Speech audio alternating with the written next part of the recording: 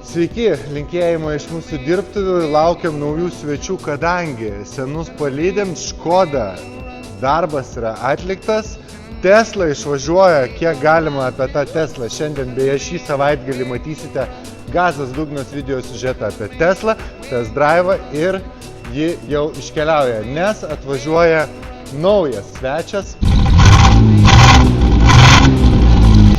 Tai va toks tas naujas mūsų projektas Jaguar E-Type V12.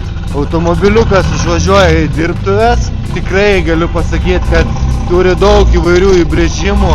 Labai gera, palanki spalva, ant kurios tikrai matysis visas darbas ir mūsų rezultatas. Išsamiai pasistengsiu parodyti kiekvieną akimirką, kaip dirbsime su šiuo automobiliu ir žinoma galutinį rezultatą, kaip jis atrodys po Restore Fix atliktų darbų.